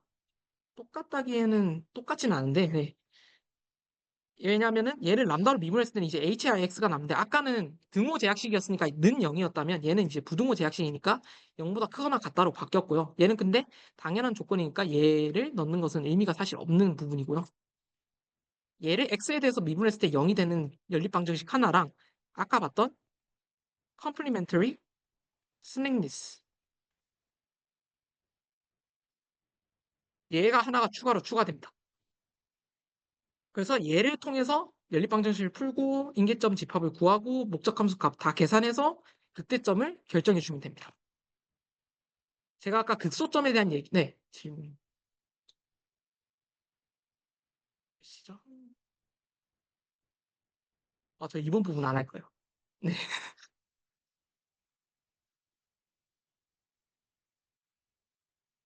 네. 그 극소점 같은 경우에는 얘가 부호가 마이너스로 바뀐다 외에는 변하는 부분은 크게 없습니다. 네, 다음으로 나오는 부분은 이제 KKT 컨디션에 관한 얘기입니다. 얘가 사실 제일 많이 쓰이고요. 얘 같은 경우에는 앞서 봤던 거는 등호 따로, 부등호 따로 봤다면 얘는 등호랑 부등호랑 다 섞여 있으면 어떡할 건가에 관한 얘기. 그랬을 때 뭐 똑같이 똑같은 상황이고 이제는 등호 제약식도 있고 부등호 제약식도 있을 때 조건은 다 똑같습니다. 그리고 그때 만족하는 조건도 똑같습니다. 는 0, 미분했을 때 0. 그다음에 당연한 얘기. 이 아까 부등호 제약식에서 봤던 거죠. 부등호 제약식에서 봤던 거죠. 똑같은 겁니다. 그러니까 등호랑 부등호를 결국에는 합해도 다 똑같은 상황이 된다는 얘기입니다. 결국 근데 제가 설명은 제일 짧게 하고 넘어가지만 얘를 실제로 제일 많이 사용하겠죠. 왜냐면 일상생활에는 등호 제약식도 있을 거고 부등호 제약식도 있을 거니까.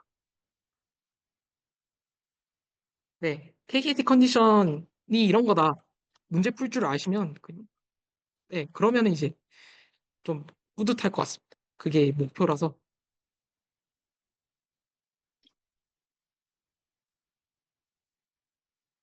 네, 이제 이렇게 해서 그 식들과 관련된 이론들은 거의 충분히 살펴봤고요.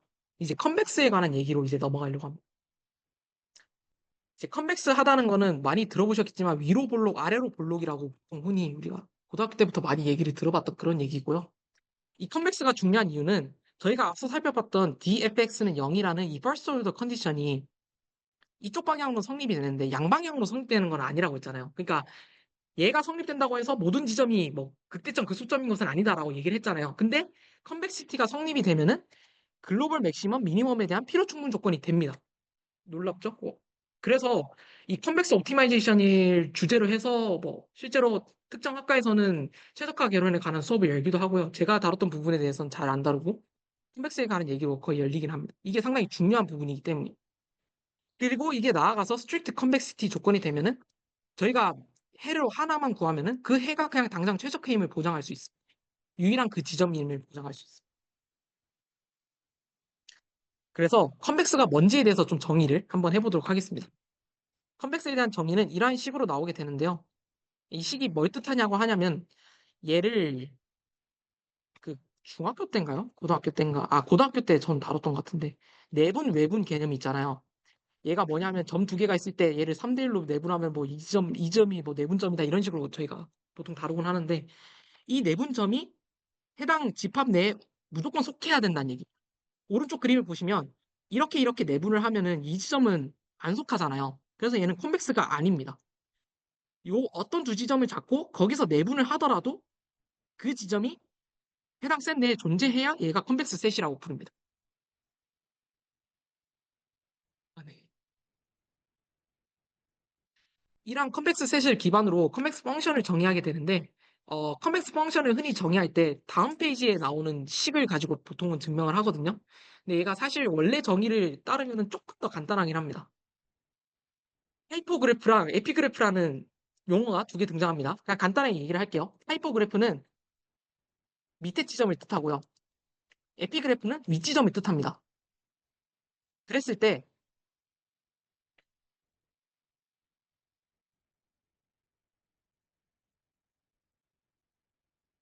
네. 그랬을 때 하이퍼그래프가 컨벡스 셋이면 컨케이브 펑션이다라고 돼 있는데 하이퍼그래프가 아까 아래쪽이라고 했잖아요. 이 그래프가 F1, F2 이렇게 했을 때 아래쪽이 컨벡스 셋이면 얘는 컨케이브 펑션, 위로 볼록한 함수고요. 에피그래프, 즉 위쪽 부분이 컨벡스 셋이면 얘는 컨벡스 펑션이라고 불러요. 아래로 볼록이죠. 그래서 예시로 마이너스 x제곱 x제곱이 있어요. 그러니까 수식이 아니라 그냥 윗부분 아랫부분 이런 식으로 정의를 하는 게 원래 컨케이브 컨벡스의 원래 정의이긴 합니다. 그리고 컨케이브인 동시에 컨벡스이면은 어파인 펑션이라고 부른다라고 돼 있는데 얘 같은 경우는 실제로 뭐 볼 기회는 그렇게 많지는 않고요. 그냥 직선이다. 직선일 때 어느 지점을 잡아도 컨벡스인 동시에 윗지점도 컨벡스 셋이고 아랫지점도 컨벡스 셋이잖아요. 그랬을 때 뭐 어파인 펑션이다. 그 함수들의 성질로 여러분들이 좀 보신 분들도 많으실 것 같아요. 이러한 식을. 이러한 식이 성립하는 것과 동치입니다.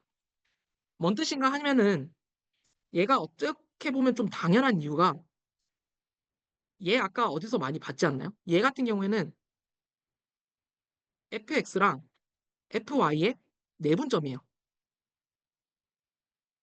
근데 컨벡스라고 하면은 컨벡스는 윗지점이 컨벡스 셋일 때 저희가 아까 그 컨벡스라고 정의를 했잖아요. 그래서 이 지점이 결국은 안에 존재를 해야 된다라는 얘기인 거죠. 그러니까 두 개를 계산했을 때 그 윗지점이 돼야 된다는 얘기. 그냥 일단은 그렇게 하고 넘어가겠습니다. 그리고 두 번째 성질을 보시면은 x라는 지점에서 접선을 그었을 때 두 지점의 임의로 그은 것보다 작거나 같다라는 얘기입니다. x가 이 지점이고 y가 이 지점이면은 이 지점에서 접선을 그은 거랑 이 지점에서 이렇게 두 개의 할선을 그은 거랑 기울기를 비교했을 때 얘의 기울기가 얘보다 더 크다라는 얘기. 그리고 마지막으로는 당연한 얘기지만 부호에 마이너스를 붙이면 컨벡스가 컨케이브로 바뀐다는 얘기. 그랬을 때 세컨드 디렉티브 테스트라고 해서 그 말을 그냥 복잡하게 써놓은 건데요. 그냥 그 얘기입니다. 그냥 그 그때점 극소점 판단할 때 저희가 뭐 두 번 미분해서 0보다 크다 작다 이런 거 평가하는 방법이란 얘기입니다. 넘어갈게요. 그래서 컨벡시티 하는데 KKT 컨디션에 그래서 뭐가 좋은가라고 하면은 다른 부분은 거의 다 똑같고요. 이 말이 추가된 게 핵심입니다. 아까는 이때점이면은 이 조건을 만족한다라고 제가 얘기를 했었잖아요. 근데 여기서는 이 조건을 만족하면 그 지점이 그때점,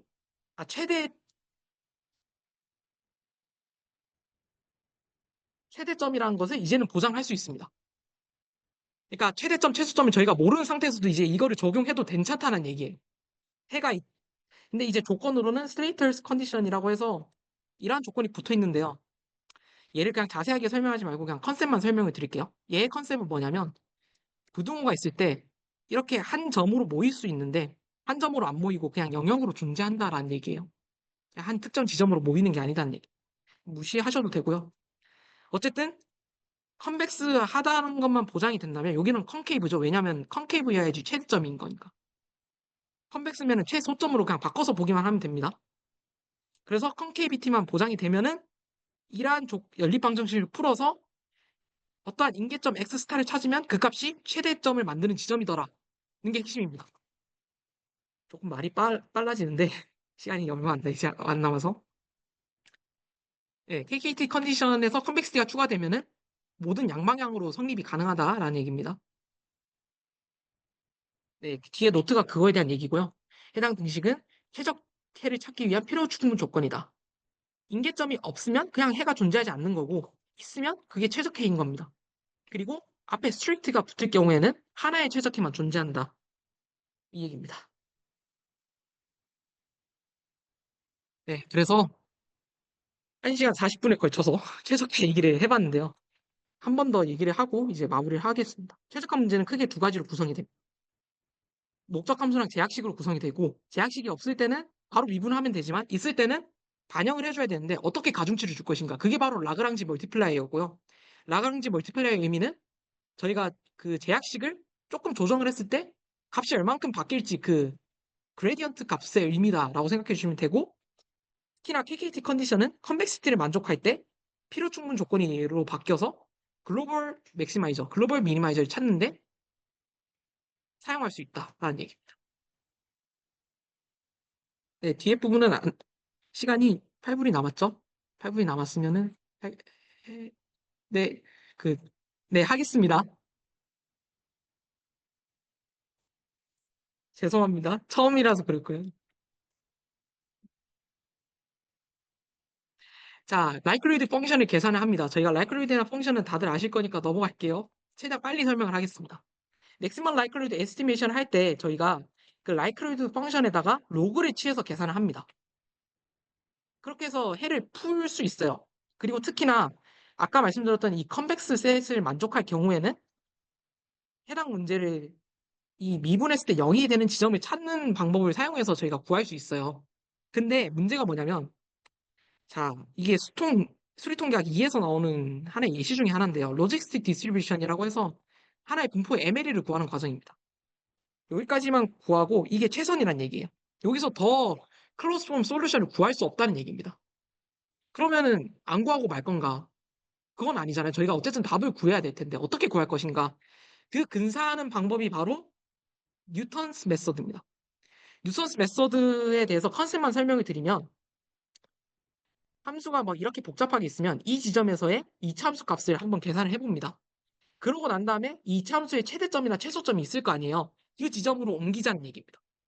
옮기고 하다 보면은 결국 실제로 그 해당 최적해를 찾을 수 있지 않을까라는 얘기입니다.